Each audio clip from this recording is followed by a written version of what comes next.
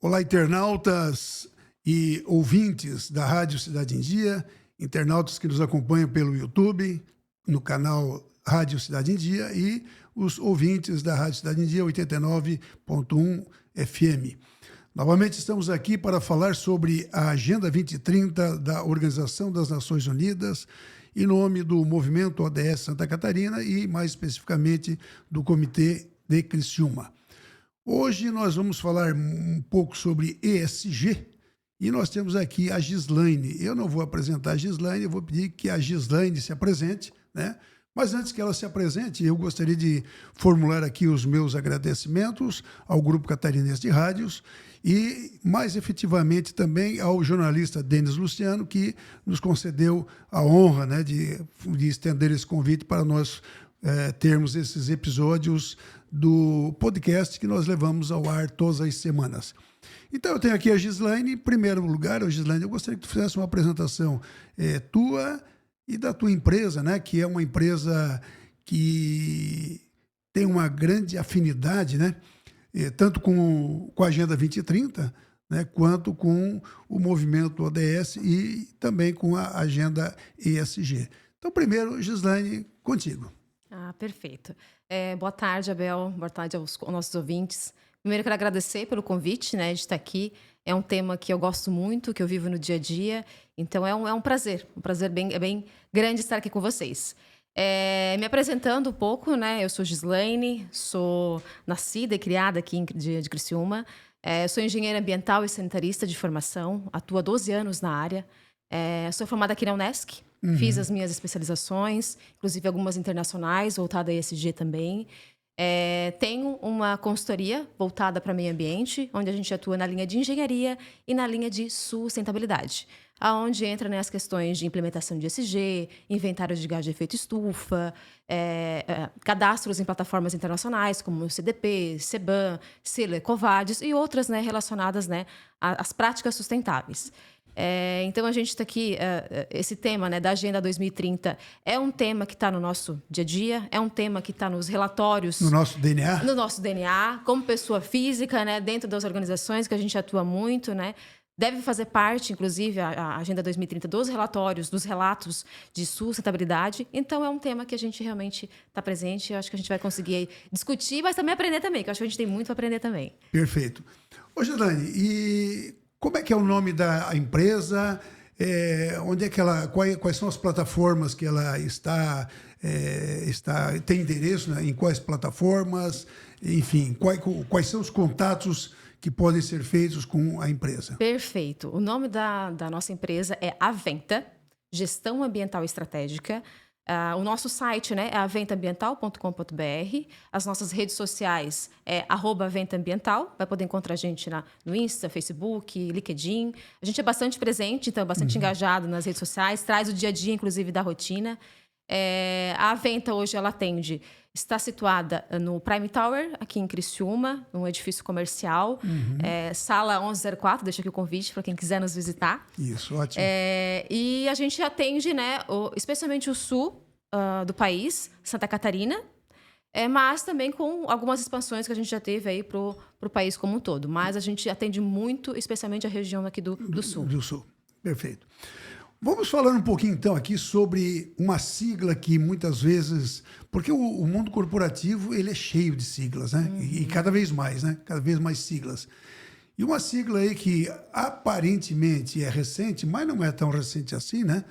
Porque ela já tem mais de 20 anos. O que tem mais de 20 anos não é recente, né? É verdade. Então, mas assim, algumas empresas, né, acabaram digamos, se antenando para isso aí, né? Mais recentemente. Apesar de que a gente sabe que o histórico é um pouco mais antigo, tinha um determinado foco, né? Mas a ESG, fala um pouquinho para o nosso público, para os nossos internautas e para os nossos ouvintes sobre ESG. O que é isso? Como é que isso funciona na prática? Né? Como é que isso aparece no dia a dia das empresas? Como é que funciona isso? ESG ou é só mais uma sigla? O que tu acha? Perfeito, excelente. O ESG é uma sigla realmente em inglês que significa ambiental, social e governança. E é uma forma de gerir riscos e oportunidades dentro de uma organização, de qualquer organização. Isso pode ser um pequeno negócio, médio negócio, grande negócio. O ESG, inclusive, é para todo mundo, inclusive pessoa física. Pessoa física também, Tá? né? A pessoa física pode ser ESG, inclusive, na sua essência, no seu dia a dia. Em casa, na rua, no trabalho. É uma prática, é uma forma de cultura. É uma forma de você ser e praticar os 3 pilares. Voltado na linha, né, do ambiental, social e governança. Então, ele é muito falado, especialmente na linha corporativa, né, dentro dos negócios, dentro das empresas. E realmente ele é muito presente, porque começou, né? Falar um pouquinho da história do ESG, de como começou essa que eu gosto sigla, muito né? dessa história. Então a sigla ela começou, foi o COF, né? Kofi Annan. A Kofi Annan, isso. Sou fã desse. Ele é o máximo, né? Morreu em 2018, né? Aos 80 anos, mas eu Isso. era aficionado por ele. É um grande cara, né? Opa! O cara, né? Era Então, o cara. ele puxou tudo isso, né? Ele fomentou, levou isso para 55 instituições financeiras. Dessas 55 instituições, ele levou a importância de ter esses 3 pilares, que isso, né, a médio e longo prazo, ia beneficiar o negócio, beneficiar os ativos daquela empresa, ia trazer muito mais segurança para os investidores. E aí isso depois desencadeou para todas as linhas, para todas as empresas, e foi descendo. Segmento, né? Isso mesmo. Então, a partir daí, isso foi em 2004. 2004, isso. Em 2005, aí foi gerado o relatório, né? Aonde veio essa sigla. Mas ela não estava tão forte ainda. Ela estava, naquela época, ainda muito nas grandes empresas, muito nos grandes, né? Em 2015, a gente teve o Acordo de Paris, onde teve a divulgação dos 17 Objetivos ODS, Agenda 2030. Então, veio toda essa pegada atrelando ao ESG. E aí, em 2020, a gente teve o boom do ESG por conta da pandemia. Porque daí a pandemia, o mercado ficou muito instável, as empresas, né, sofrendo muito riscos. E aí, o ESG é uma forma de você entender, fazendo relatório de sustentabilidade, entender como está aquela empresa, qual é o mapa, qual é a situação daquela empresa hoje, quais os impactos positivos, quais os impactos negativos, impactos potenciais, reais... como é que ela está hoje? Então, você entendendo esse número, essas informações, faz, né, esse investidor tomar decisões. Então, isso funciona muito no corporativo. No final, o ESG é uma forma de cultura, de você estabelecer dentro do negócio para poder reter talentos, para poder trazer reputação, posicionamento, confiança pública, acessar mercados, né, avançar em financiamentos verdes. Isso, porque inclusive, Gislaine, eu frequento muito o site do BNDES. Ah, legal. O site do BNDES, inclusive, ele utiliza como pré-requisito para a concessão de financiamento, só que aí eles já traduziram ASG, né? Em vez de ESG, perfeito. já traduzido, né? Assim como a B3, né? A B3 também usa ASG, né? Exato. A B3, o BNDES, tem mais outro organismo vários organismos que utilizam já a sigla em português. E eu acho assim interessante que, em função disso, né, já tem algumas, sei lá, que nós vamos chamar agências certificadoras de ESG, né? Perfeito? Perfeito. Então, assim, a tua empresa, ela faz a auditoria, ela certifica também ou faz auditoria para a certificação? Excelente. O que eu faço, na verdade, a certificação ESG, existe no mercado vários frentes que fazem isso, mas ela não é totalmente regular. Não é. Ela não é. Assim cada um fazendo de um jeito, digamos. Como o ODS também, né? Exato, isso mesmo. Então, ela é abrangente, ela não tem uma norma específica. Mas como é que a gente faz para implementar ESG e trazer isso para um material? Para poder dizer assim, somos ESG. A forma que as empresas, por exemplo, de capital aberto, elas emitem um relatório de sustentabilidade. Esse relatório tem um método. E o método mais usado é o GRI. Isso. Esse é um método internacional que diz lá, é uma norma com vários temas setoriais, inclusive, que vai especificar lá o que tem que fazer. São 5 blocos atualmente, né? 5 blocos, né? Isso mesmo. Temas exatamente, Abel. Muito bom. Então, tem vários temas, né? Temas também tem 5 setores, né? Setoriais, esse que você comentou, que inclui na parte de energia e petróleo, carvão, as outras agora, mineração de carvão, que eu comentei. A indústria têxtil vai entrar, Têxtil. instituição financeira também vai entrar. Isso. Enfim, mas tem mais outras também agora que não me veio. E os temas setoriais que são vários, tá? E tema setorial vai realmente... os temas, né, são voltados à questão de efluente, gás, energia, pessoas, diversidade, compliance, ética, anticorrupção, aí vai entrando realmente todos os temas. Então, a forma que a gente faz para implementar dentro da empresa, o plano de trabalho, quando a gente entra, quero implementar ESG, a empresa, quero fazer isso. O que nós vamos fazer lá dentro? É um trabalho de 10 meses para a gente executar. A gente entra e faz coleta de dados, que normalmente dura 2 meses, para entender toda aquela organização, questão de diagnóstico, pensando na parte ambiental, na parte das pessoas, na governança, como é que eles administram tudo. Depois que a gente faz isso, né, a gente faz a materialidade, que são as entrevistas com os stakeholders, onde a gente vai fazer a escuta com as pessoas interessadas, para depois fazer a matriz, né, de materialidade e definir quais são os temas importantes para aquela empresa. Então, lá vai ter temas importantes que podem estar ligados à segurança, à água, à energia, à LGPD. Então, vai ter itens, temas, que vai ser partindo dessa entrevista. Depois que foi definido esses temas, aí é feito indicadores e metas para poder atender esses temas. Inclusive, né, o modelo do GRI, ele é, digamos assim, ele é democrático em relação a quais são os indicadores, né? Porque ele não define, tem que ser assim, assim, assim. Ele sugere como é que deve ser criados os indicadores. Mas ele não exige, tem que ser isso, aquilo. Isso, né? não é engessado, né? Não é engessado, perfeito. Ele deixa uma abrangência, realmente, tanto por isso que não se deseja fazer uma norma, porque talvez faça uma norma, ela engessa. Então, o GRI, ele realmente dá uma abrangência, a possibilidade de você agregar a particularidade daquela localização, daquele negócio, daquele setor. Então, ela é bem abrangente, realmente, ela traz vários elementos. As normas do GRI, né, consolidada, dá 1.004 páginas. Quer dizer agora, quem tiver disposto a ler, ele é simplesmente consolidado em 1.000 e poucas páginas. Pronto, fica à vontade. Contrata a Gislaine aqui, que a gente consegue resumir isso. Quem não quiser ler, fala com a Gislaine que está resolvido. É isso mesmo, Abel. Mas, assim, é uma norma bastante abrangente e bastante aberta para poder realmente ajudar. E ela fala muito que é democrática, como você falou, que é para pequeno negócio, grande negócio, médio negócio. É para todo mundo. Gislaine, agora uma curiosidade minha, né? Claro. Esse modelo GRI, esse manual, né, consolidado, 1.000 e poucas páginas, existe em português também ou só em inglês e espanhol? Tem em português também? Tem em português, tem português também? Acesso público. Você pode ir lá baixar o GRI, o site do GRI, vai lá na versão, né, português.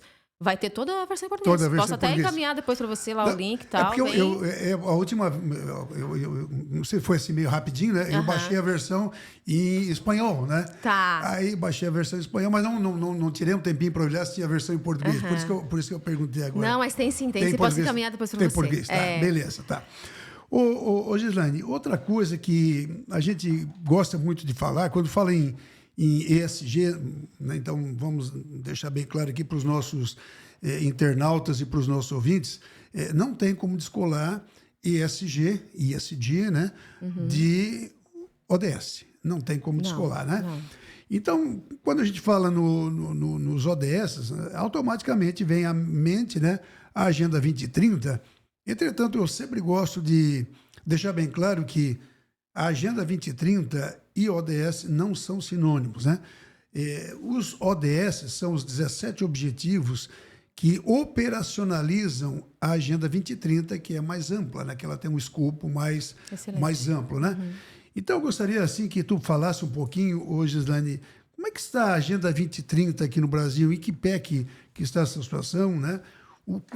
Quais são os ODS que nas tuas pesquisas ou na tua visão estão mais travados, né?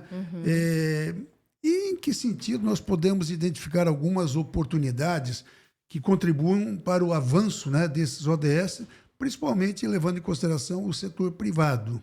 Perfeito, excelente. Realmente, né, a ODS, a Agenda 2030 e ESG estão totalmente interligados. Tudo isso, inclusive, tem que conversar no relato, elas estão totalmente atreladas. E o ODS, hoje, a Agenda 2030 no Brasil, os ODS, saiu um relatório que se chama o Relatório Luz 2025, que traz como está funcionando os avanços dos ODS no Brasil. E nesse relatório, né, de uma forma resumida, eles trouxeram alguns pontos que chamam a atenção, que alguns a gente teve um retrocesso e outros a gente está estagnado. Mas outros a gente avançou também, tá? Então, vamos dar alguns exemplos, né? O ODS 6, que está ligado a saneamento e água. É um ODS extremamente importante para a condição humana, né? É uma condição básica, né? Hoje, o país está em torno de 49,4% de tratamento de esgoto, a gente tem. Então, a gente tem muito para avançar, ainda. Né? Então, tipo, 5 anos... A Agenda 2030, né? Vamos até trazer um pouquinho antes do contexto. A Agenda 2030 significa que a gente tem metas para cumprir até 2030. Até 2030. Então, tipo, as metas, né? Nesse sentido, a gente não está avançando em algumas. Então, a questão do esgoto é uma delas. A água, a gente teve perda de 40%. Tá, de vazamentos, desperdícios no país. Então, é um ODS bastante importante. Somos ricos, né, em água, mas a gente precisa trazer isso com uma forma... Abundante de quantidade e precários na utilização. Né? Na consciência, a gente tem que melhorar bastante. Tem que melhorar muito. Né? Um outro ODS assim, muito importante, que a gente também tivemos um retrocesso, foi o ODS 5, que está ligado a gênero. Teve um aumento na violência contra a mulher. A gente teve, em 2024, 5% de aumento no feminicídio. Então, é um item que a gente até vê no nosso dia a dia, nas notícias, né? Que acaba as pessoas talvez sentindo isso, né? A mídia mostra isso com frequência. Né? Então, a gente teve um retrocesso nesse sentido, né? Nesse ponto. Tivemos também pontos muito positivos e somos bons, por exemplo, a parte de transição energética, matriz energética, que está ligado ao ODS 13, se eu não me engano.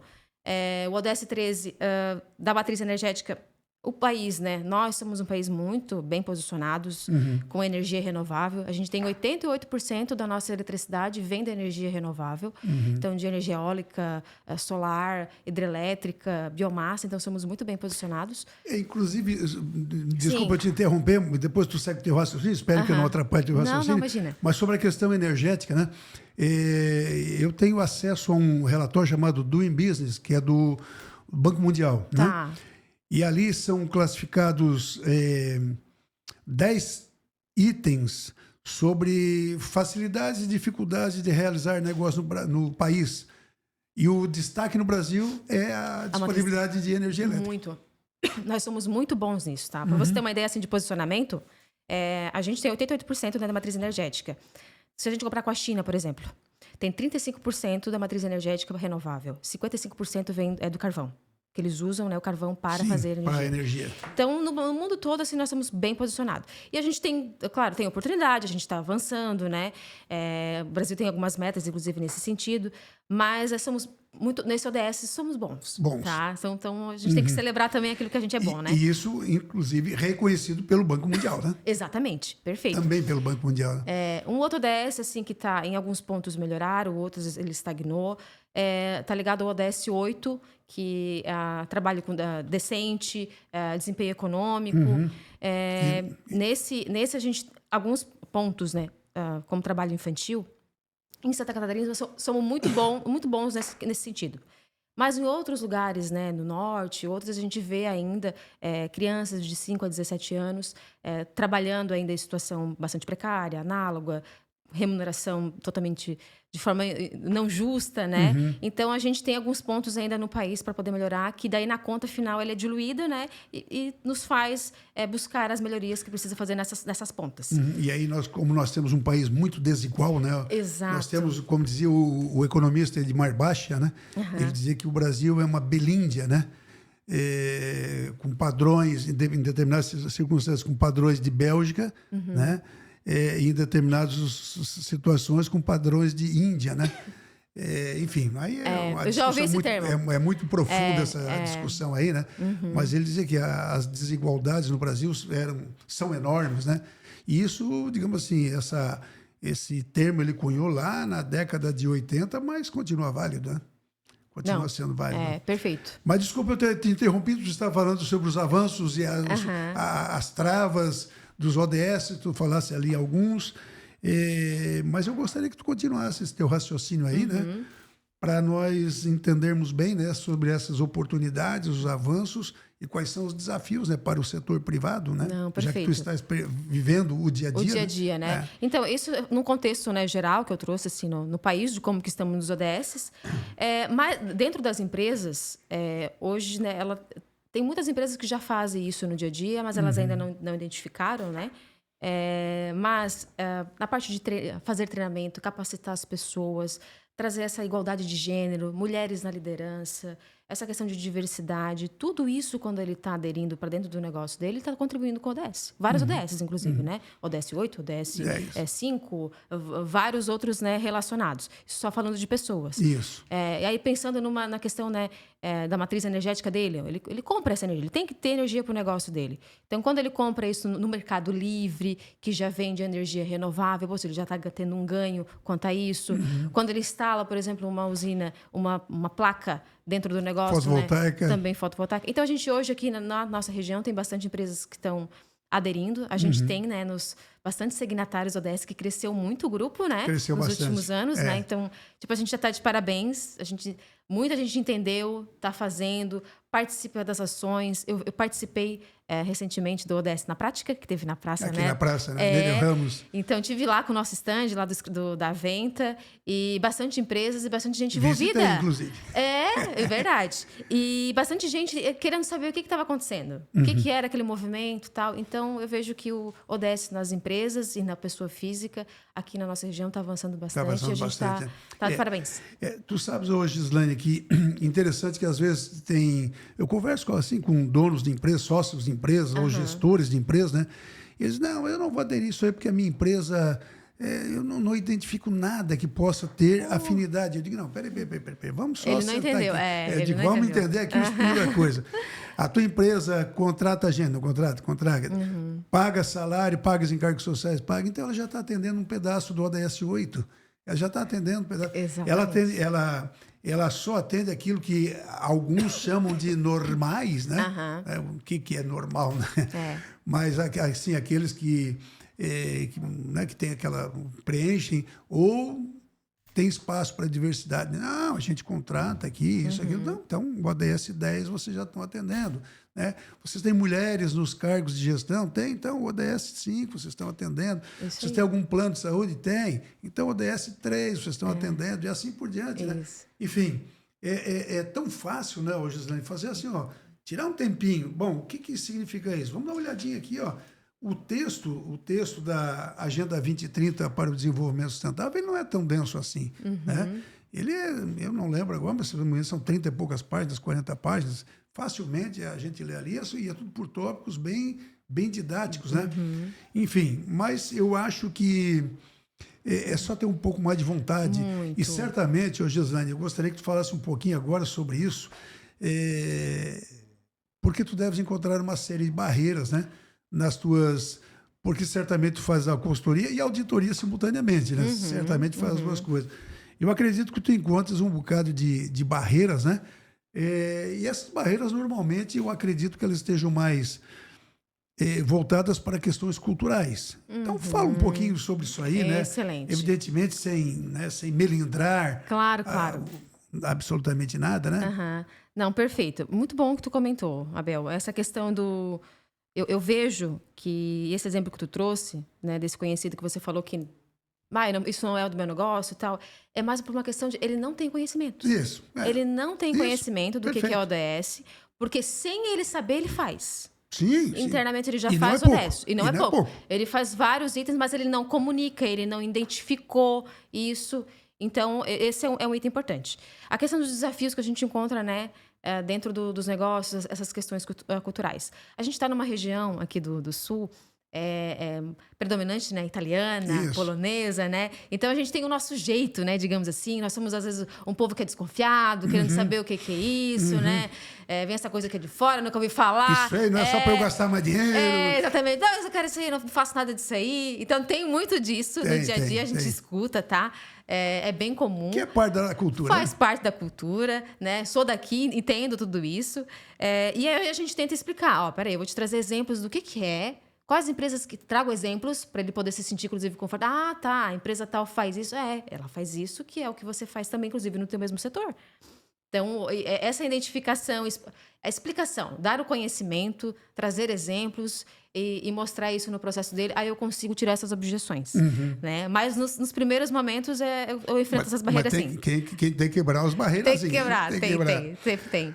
Ô, Gislaine, vamos só mudar um pouquinho aqui a nossa chave, né, digamos assim. E nós estamos aí na iminência da COP30, né? Tanto se fala aí na mídia sobre a COP30, que vai ser aqui no Brasil, né, no estado do Pará, né? Que é o estado mais populoso da região norte do Brasil. E são muitos desafios, né, que a COP30 vai apresentar. Eu tenho visto algumas publicações na mídia que espera-se a participação de 50 mil pessoas. Eu não sei, eu sou um pouco cético nessa quantidade de pessoas, né? Espero que eu esteja errado. Sim. Eu espero estar errado, né? Eu espero que dê não só 50, mas mais de 50 mil, né? E o Brasil sendo sede agora, né? É no mês que vem, já em novembro, né? O que tu achas que pode mudar essa COP30 sendo realizada aqui no Brasil? O que isso aí pode mudar em relação da maneira como as empresas e o setor público, porque o setor público, né, ele também precisa se mobilizar no mesmo sentido. Muito. Né? É preciso que a tríplice hélice, né, ela realmente funcione de forma engrenada, né? Porque senão a coisa não funciona. Mas o que tu achas sobre essa COP30? Digamos assim, que legado essa COP30 vai deixar para o Brasil, para os brasileiros e, sobretudo, para as empresas e para o setor público? Excelente. Então, a COP30, né, ela está para acontecer agora entre dia 10 e 21 de novembro. Realmente a sede vai ser em Belém, né, no Pará. Vai ser a primeira vez que a COP vai acontecer no Brasil. No Brasil. Dentro aí da Amazônia Legal, né, que o Belém faz parte dos estados da Amazônia Legal. Isso. Então, no coração da Amazônia, digamos assim. E até para dar um contexto, né, do que significa a COP30, a COP, o significado dela é Conferência das Partes. Isso. 30, né, porque está na sua 30ª edição, que vai acontecer aqui no Brasil. E quem são essas partes, né? As partes são as empresas, as organizações que assinaram lá no Rio 92, com o quadro de convenções das Nações Unidas, que iriam assumir compromissos para as mudanças climáticas. Então, é voltado nesse sentido. E a COP30 ela vem para poder acompanhar as ações que vêm sendo feitas por essas partes, quais os compromissos que vão ser feitos, né, a partir desse ano. Então, é uma conferência de tudo isso, de tudo que eles assumiram lá e vêm assumindo. E são reuniões anuais. E aí a gente vai ter aqui no Belém. Do que eu vejo que vai ter de mudanças, né, para os setores, por exemplo, setores, né, privado.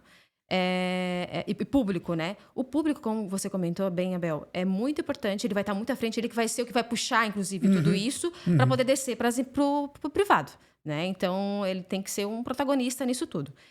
E é onde ele vai estabelecer leis, portarias, formas de fiscalização, itens governamentais que conseguem dar acesso a essas empresas para financiamentos específicos para isso, para poder atender. Então, esse é o papel, né, do governo, de ser esse facilitador para que desça, né, para as empresas, para as organizações, para a pessoa física, tá? Todos esses itens. E para o privado, o que ele vai, né, ganhar com tudo isso esses benefícios, esses alívios, esses incentivos, tá? Especialmente incentivos.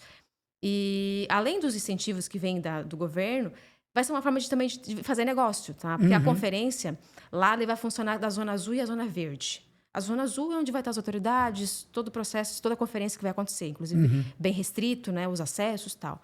E a Zona Verde é onde vai ter os estandes. Tá? Mais livre, né? Livre, isso, para poder ter acesso. Vai ter lá grandes empresas multinacionais, os estandes, inclusive, são valores altíssimos. São os hotéis também. Tudo. Não, você viu? A questão dos hotéis foi uma loucura, né? Tem hotéis lá de 1 milhão, casas de Airbnb de 1 milhão. Ficou uma loucura. Foi muito feio, inclusive, né? Ficou feio para nós. Feio. Mas é um momento de fazer negócio, eu quero dizer, para as empresas também. Porque vai ter gente de fora, vai ter relações com outras empresas daqui, fazer negócios entre nós. Né? Vai ter muito network. Muito. E eu até acho também que o governo ele vai trazer alguns itens estratégicos. Aí já é uma especulação minha, né? A gente vai ter, acho que muita coisa ligada a mercado de carbono, a questão do desmatamento também na Amazônia, acho que vai trazer alguns pontos importantes. Porque eles vão estar lá, eles têm que, tipo, o governo tem que dar explicação para quem vai estar lá de fora. E a gente teve muito recente agora, do mercado de carbono, em dezembro de 2024, do ano passado, que foi lançado a lei para regular o mercado de carbono, que tudo até agora era voluntário. Então, com a regulação, né, esse processo vai ficar mais fácil, porque é regulado, é lei, existe fiscalização, vai ser esse processo. E aí, nessa lei que foi estabelecida em 2024, o governo deu um plano de 5 anos. Desse plano de 5 anos, os 2 primeiros agora que a gente está vivendo, é onde ele vai vir com um decreto para poder definir o que tem que ser feito e o que não tem que ser feito. Por exemplo, para quem vai ser os setores que vão ser obrigados a fazer a questão da regulação, né, e trabalhar com o mercado de carbono, metodologia, como que vai funcionar, vai ter um órgão específico. Eu acredito que isso possa acontecer justamente vai ter um anúncio do governo na COP30. Seria muito estratégico do governo fazer um anúncio, né, nesse momento, né? Então, principalmente ano pré-eleitoral. Exato. Então, assim, eu acho que algumas coisas vão vir, uns anúncios, algumas novidades para o ramo, para quem trabalha aí com sustentabilidade. Vai ser um momento que vai ter novidades. Eu tenho participado nos últimos, agora mais recentemente, não tão só recentemente, né? Eu tenho participado muito de eventos via YouTube da CNODES, né? Da Comissão Nacional dos ODS. E assim, eles não dão nenhum tipo de spoiler, né?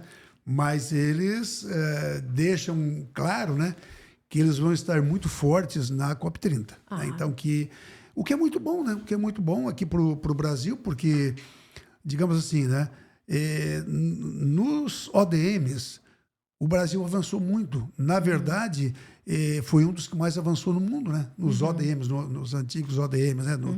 Nos Objetivos de Desenvolvimento do Milênio. Né? Mais uma proposta do grande Kofi Annan, né? Que depois, lá em 2000, na Rio+20, né? Teve aquela discussão toda lá. E aí, em 2015, mudou lá para os ODS, como a gente tem aí. Então, eu acho assim que eu concordo que realmente o governo deve ter algumas cartadas importantes que vai distribuir, né, na COP30.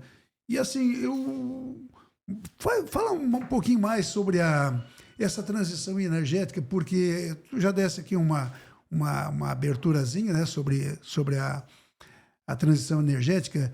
E isso, assim, tem sido um tema muito recorrente, né, Gislaine? É um tema bastante recorrente e eu acredito que muitas empresas, né, teriam condições, inclusive eu acredito que tenha algum tipo de incentivo, não sei se incentivo fiscal ou benefício econômico, alguma coisa nesse sentido, mas eu acredito que sim, né? Porque, na verdade, né, com aquelas energias tradicionais, a não renovável, né, principalmente, as termoelétricas, e por incrível que pareça, ainda existe algumas que são movidas a diesel, né? Ainda existe isso aqui no Brasil, gente. Existe. Enfim, então essa transição energética, ela é absolutamente necessária, imprescindível, e ela é, no meu entendimento, eu não sou um especialista no setor, mas ela é urgente, principalmente porque se nós dependermos das hidrelétricas, né, nós vemos que frequentemente nós passamos aí por apagões, Secas, né, por exaustão do sistema, né, e por aí vai. Então, contigo, fala sobre transição energética aí para nós. Legal.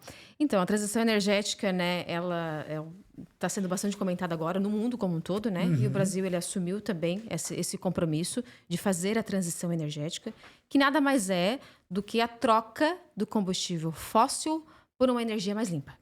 E aí, o que tem de exemplos de energia mais limpa?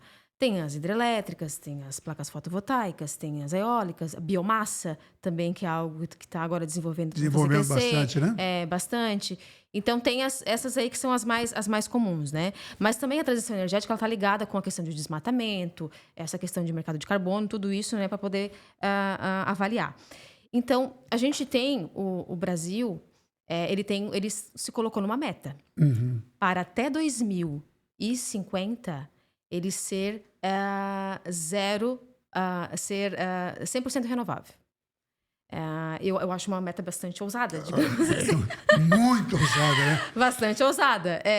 Mas, para ele se colocar nessa meta, ele realmente vai ter que fazer ações para poder cumprir tudo isso.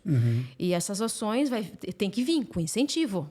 Tem que vir para poder descer para as empresas, para as organizações, aderirem a isso, comprar e realmente atingir essa meta.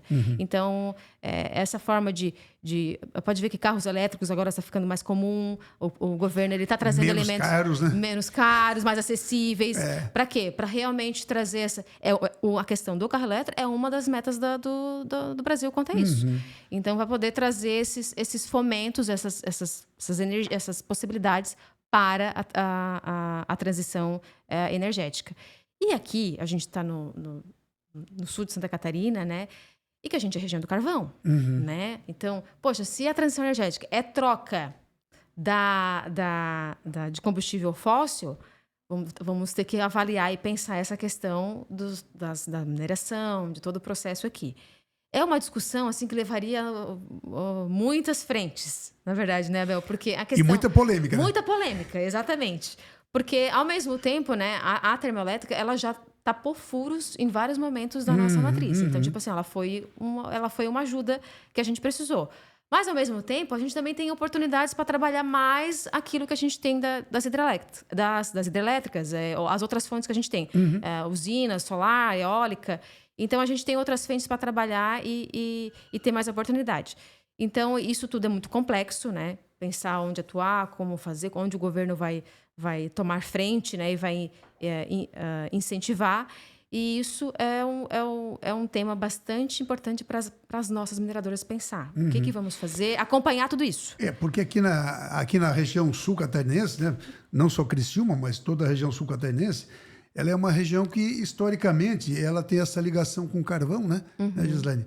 E não só com o carvão, com a indústria pesada como um todo, né?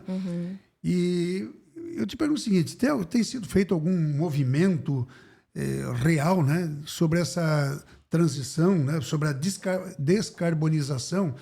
Tu tens visto alguma coisa nesse sentido aqui na nossa região? Tá, excelente. Então, a nossa região, né, por ser muito voltada nessa questão de mineração,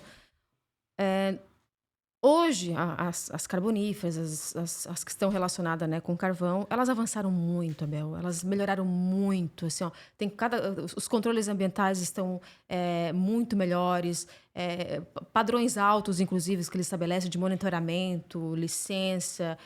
Muito bom hoje. É que a gente está pegando coisa também muito do passado. Isso. Até agora, recentemente, eu trouxe aqui a Vanessa Nordio, né? Tá. Que é do grupo Rio Deserto. E ela mostrou assim, uma série de ações que eles fazem, né? E que certamente muita gente ainda pensava em carbonífera, Rio Deserto como sendo, né? Carvão é aquele que vai poluir e tal, essa coisa toda. Então, é exatamente nesse sentido, né? Isso mesmo. Que tu falas. Isso. A gente pode continuar. A gente tem ainda... Estamos como um patinho feio ainda. As pessoas ainda não tiraram essa craca, estigma, né? né? Isso, do passado, que realmente foi um caos, foi pesado, teve muitas consequências, a gente sofre consequências no dia de hoje. O passivo é muito grande, né? Mas, assim, o que está hoje está muito mais bem controlado. Há muita coisa para fazer. As empresas, né, recuperaram muitas das áreas e tem muitas áreas a recuperar. Mas hoje a maior parte para recuperação hoje é o que está para a União, responsável da União para recuperar na nossa região. Então, eu vejo assim que a nossa região, para trabalhar na parte daquilo que elas podem fazer, eu acho que está sendo feito nas questões das mineradoras. E há mais coisas a fazer para poder compensar? Com certeza. Agora elas também começaram a fazer inventário de gás de efeito estufa, para saber quanto. Eu acho que o próximo passo é trabalhar a descarbonização para inventário de GE, tá? Mas pensando em efluente, pensando em resíduo, pensando em controle de monitoramento ambiental, recuperação de área degradada. Isso aí elas já estão super avançadas. Mas se eu visse uma oportunidade, seria mais essa questão do inventário de gás de efeito estufa, né? De fazer e realmente descarbonizar, que seria uma outra frente para trabalhar. Que é algo também novo no mercado, né? Essa questão de inventário de GE é tudo novo no mercado. E em termos assim de gestão, né? No passado, nem tão remoto assim, né, Gislaine? Se pensava quase que exclusivamente no G, de governança, Tá. né? Uhum. Possivelmente algumas empresas, assim, até um pouco timidamente, né, começaram a acrescentar o S, né, do social. Aham. E mais recentemente houve a preocupação com o E do ambiental, Ah, né? excelente. Aham. Então, digamos assim, são passos lentos, né? São passos lentos, porém são passos absolutamente necessários, imprescindíveis, né? Que precisam ser dados, né? Uhum. E isso muda todo o processo de gestão das organizações, né? Ou seja, aquilo que... E eu digo de cadeirinha porque eu, digamos assim, o meu maior foco como professor universitário é em finanças, né? Mas Uhum. eu deixo bem claro para eles, gente, ó, não tem como nós termos vendas Uhum. se a nossa empresa não for amiga da sociedade. E para ser amiga da sociedade, ela precisa estar sintonizada com ODS e ESG, né? Não tem jeito, né? Isso mesmo. Porque com esse aumento substancial, né, e a proliferação da tecnologia da informação, o consumidor ficou muito seletivo, digamos assim, ele ficou muito mais esperto, né? E ele, com certeza, ele pensa, né, mesmo que de forma empírica, ele Uhum. pensa nas futuras gerações, que é o foco do desenvolvimento sustentável. Excelente. Mas vamos continuar aqui falando um pouquinho, né? Nós já falamos ali no relatório GRI. Eu gostaria de voltar ao tema aqui, né? Tá. Falando sobre o relatório de sustentabilidade, porque ele andou tendo algumas modificações nos padrões, né, Gislaine? Uhum. Então, Teve. principalmente, eu não sei se principalmente ou se somente para as empresas de capital aberto, né? Houve algumas modificações, né? E eu Isso. gostaria, então, que tu esclarecesse aqui para os nossos ouvintes, né? Da Uhum. Rádio Cidade em Dia e os nossos internautas que nos acompanham, um pouco sobre essas modificações, né? Que Uhum. aconteceram e que estão acontecendo nos relatórios de sustentabilidade, né? Que Excelente. é o cartão de visita das empresas para a sociedade, né? Exatamente, excelente. Então, realmente teve, tá, Abel, uma mudança recente. É, as empresas de capital aberto eram obrigadas a emitir relatório de sustentabilidade. E a maioria emitia pelo método GRI. Recentemente, a CVM, Comissão de Valores Mobiliários, né, que é o órgão aí, regulador para empresas da Bolsa de Capital Aberto, é como se fosse a Anvisa para Para a saúde. a saúde, isso mesmo. E a CVM é para empresas de capital De aberto. capital Isso. aberto. Então, a CVM ela lançou uma portaria, que é a 193 de 2023, aonde ela estabeleceu um novo padrão para relatório de sustentabilidade. E esse padrão é a IFRS S1 e S2. Então, é uma norma internacional para relatos financeiros, que está relacionado à sustentabilidade, também não mudou quanto a isso, só que ela tem muito foco no investidor, de trazer os pontos importantes para a tomada de decisão do investidor. O GRI, ele é um framework muito legal, que a gente gosta muito, e ele fica mais abrangente. Vamos dizer que ele pega a frente de vários stakeholders. E essa norma, ela é mais focada no investidor. Mas os outros stakeholders não deixam de ser importante e não deixam de aparecer. Porém, tem informações importantes, muito específicas para o investidor. Então, isso facilita, porque já que a gente está falando de mercado de capital aberto, onde a motivação toda é a operação com o investidor, então o investidor ele quer saber o que tem, o que não tem naquela organização, de fato, e que essas informações venham de uma forma mais precisa, transparente, que tenha uma completude, comparações. Então, tudo isso essa nova norma traz. É interessante, né, Gislaine, que isso tudo, né, faz parte do... Muitas vezes as pessoas ouvem materialidade ou leem materialidade, né? E parece que é uma coisa meio solta, né? E isso aí não deixa de ser uma materialidade, né? Porque quando a empresa emite esse tipo de relato, né? De relatório, né? Um report, eles assinam como aquelas informações que estão ali contidas são fidedignas, né? Têm veracidade, né? Isso mesmo. Então, essa materialidade ela é fundamental, né? Exato. Essa transparência, né? Isso. Os temas materiais, esses itens, inclusive, não mudou. A forma de fazer vai mudar, vai ter outras informações importantes. É novidade para todo mundo, tá? Esse método. É novidade para as empresas de capital aberto, é novidade para a CVM, novidade para os auditores, para a consultoria, para todo mundo. E tem previsão de quando é que tem que ser feita essa mudança? Porque isso deve ter um período de transição. Sim, perfeito. E quando é que vai ser... Obrigatório. A partir de agora é obrigatório. Excelente. Foi em 2023 e ela abriu a CVM para os relatos voluntários até dezembro de 2025. A partir de 2026... Em 2027, já vai ser obrigatório. Ou seja, em 2026, ela vai ter que trabalhar para fazer o relatório. Para fazer esse tipo de relatório. Vai ter que se adequar. Para poder, em 2027, publicar lá na CVM, na B3, enfim. E está realmente publicado. De acordo com esse padrão. De acordo com o padrão. Tá. Então, antes, agora, ela já deixou aberto para poder fazer os voluntários. E teve algumas empresas que fizeram de forma voluntária, que foram a Vale, a Renner, a Irani, a Natura. São poucas empresas ainda que votaram no voluntário, porque elas estão muito, assim, preocupadas também, por ser um novo padrão, de como vai reportar tudo isso.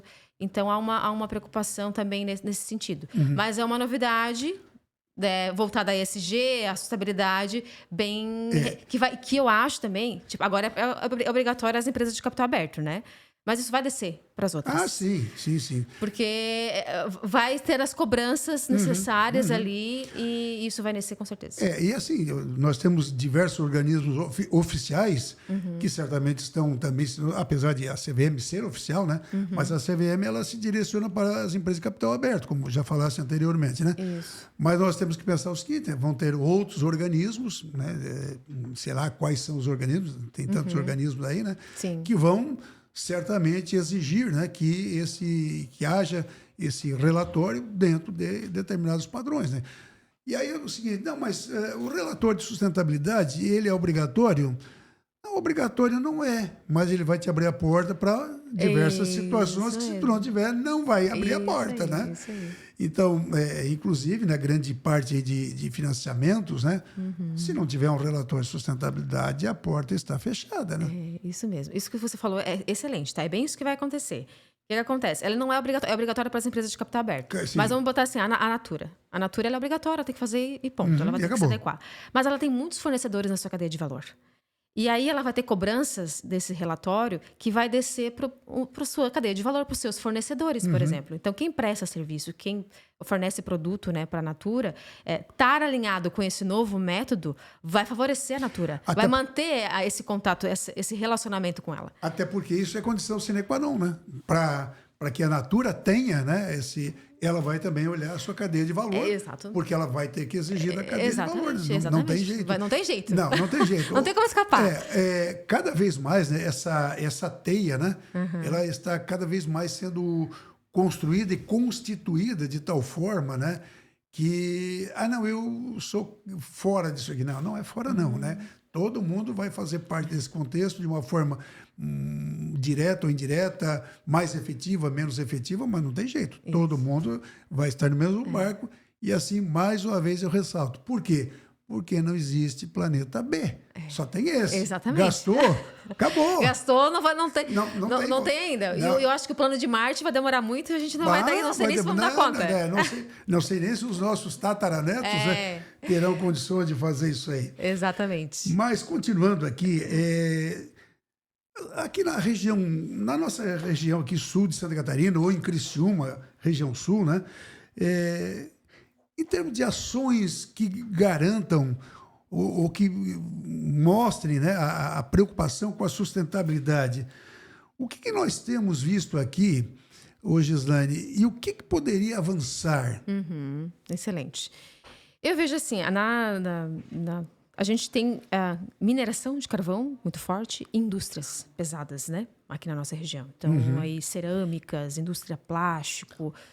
metal mecânica, né? Então somos muito fortes nisso. Tinta também temos, né? Bastante. Tem uma porcentagem também. Boa. Então dessas empresas que a gente está aqui hoje, na mineração de carvão, eu já vejo que elas estão muito avançadas nessa questão do que é controle, porque a fiscalização realmente é muito forte ali. E que interessante, né? Se a gente retroceder alguns anos, nós pensaríamos o contrário, né? Aham. Que seria a última a avançar nesse A sentido. avançar Né? nesse sentido. E nessa parte, realmente, ela tá bem, Tá à frente. bem controlada. Exatamente. Eu acho que na questão de gases de efeito estufa, mercado de carbono é um item que ela tem que trabalhar. Mas todas têm, não só ela.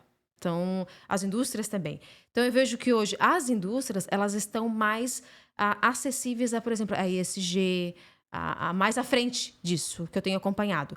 Tanto que os meus clientes hoje, 80% é indústria, né? E os outros 20%, né, na construção civil. E nas indústrias que eu vejo, que a gente vê no dia a dia, elas estão mais abertas a ESG. Por quê? Porque muitas delas estão na cadeia de valor dessas outras grandes que pedem, cobram e tem esse processo. Então, na nossa região, que atende esses grandes, elas estão bastante à frente na questão dos ODS, na questão dos resíduos, de trabalhar internamente, não só em reduzir resíduos, mas o que eu posso fazer no processo para tentar nem gerar o resíduo, para tentar eliminar o resíduo, então trabalhar no processo produtivo, de trazer tecnologia, inovação, trabalhar dentro de processos, isso para reduzir o consumo de energia. Então eu vejo que a gente se preocupa bastante com a inovação e tecnologia. Tanto que Santa Catarina é considerado o estado de inovação, né? E isso também a gente tem bastante aqui no Sul, nessas empresas de indústrias pesadas, de trazer tecnologia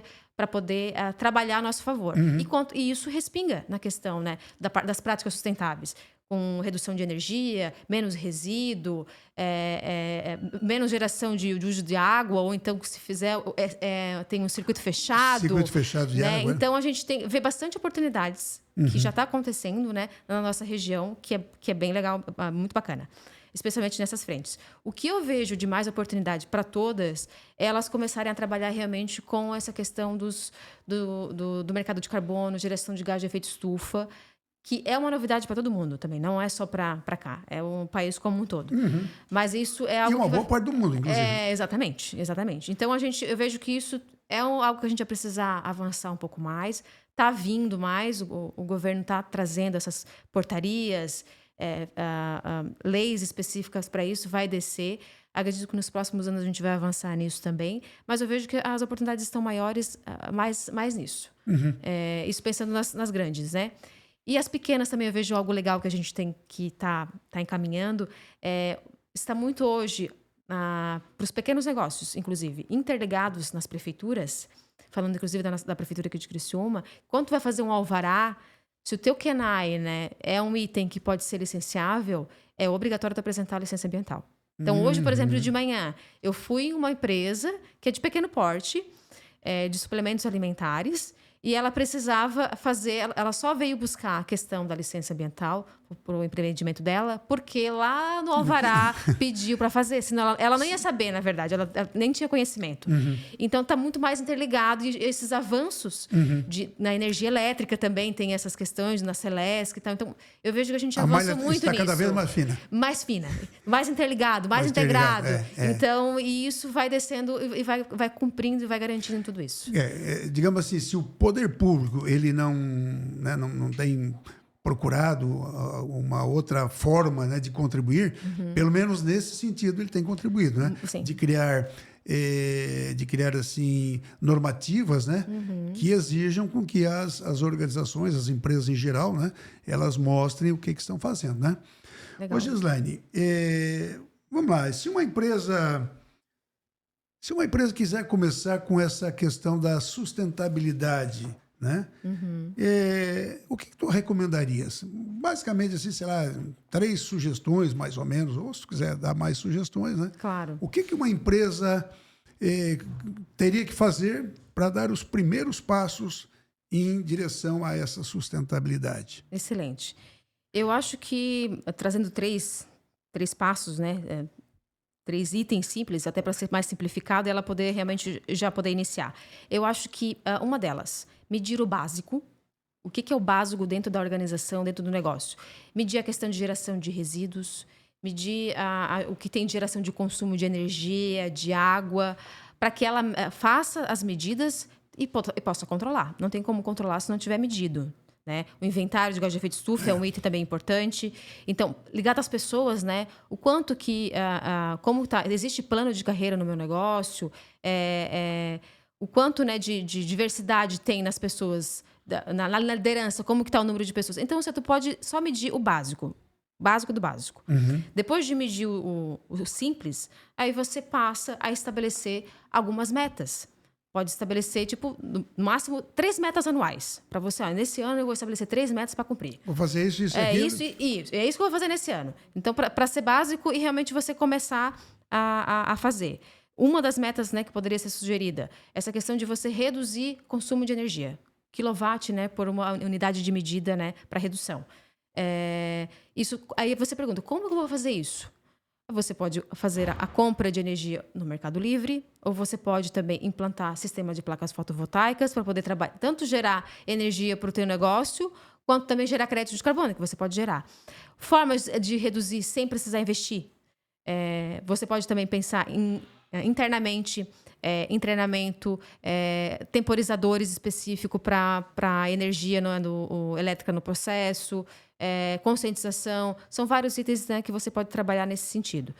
Isso vale também para resíduos, vale para água também. Uma outra coisa simples que você pode trabalhar como uma meta, a questão da governança. Poxa, eu vou implantar nesse ano política de anticorrupção, de código de conduta, que é algo que você vai fazer, é um documento. Que conduta que você quer que os seus colaboradores tenham? Você consegue fazer isso até com inteligência artificial, tá? Você lá e fazer esse código. Bem fácil, bem fácil. Então você vai lá e você faz só o que eu parametrizar, quero. Né? Dá o prompt certo lá que ele vai conseguir te ajudar. Então faça esse código de conduta. É isso que eu quero para o meu negócio. Bota todo mundo numa sala. Apresenta lá no slide, né? Esse é o código de conduta para o meu negócio. É isso que eu espero de vocês. É isso que eu quero fazer para vocês. E isso é simples. Isso mostra transparência, mostra força. E pode ser feito por qualquer organização. Sim. Bem simples. Aí pega esse código de conduta, manda por e-mail, dá conhecimento para os seus colaboradores, seus fornecedores. Bota lá na portaria, bota lá na sala de reunião. Faz um quadro grande. Um quadro grande. Então, tu criou um movimento de como que tu quer que a empresa tenha o seu código de conduta no negócio. Isso tem a ver com governança. Então, são ações assim simples que tu pode fazer dentro do negócio. Com o que você tem, com as pessoas que você tem, só vai ter que ter o envolvimento do dono. O dono que é o cara que diz o que vai fazer, o que não é. Tanto que quando a gente vai na empresa, a gente fala direto com a direção, com o dono, porque não vai fazer não vai descer nada se ele não quiser. Não é podem fazer, vamos fazer. Vamos fazer. Isso mesmo. E esses são alguns exemplos, né, que eu trago, que eu acho que fica fácil de fazer. Algumas, né, precisa de investimento, ok, mas tem investimento que tem um retorno muito rápido. Rapidinho, a questão né? da placa fotovoltaica. E outras que você pode fazer só com gente, com o que você tem. Então, basta o querer, a boa vontade, que tudo é possível, tudo acontece. Ok, Gislaine, eu gostaria de te agradecer aqui como âncora aqui do nosso podcast, né?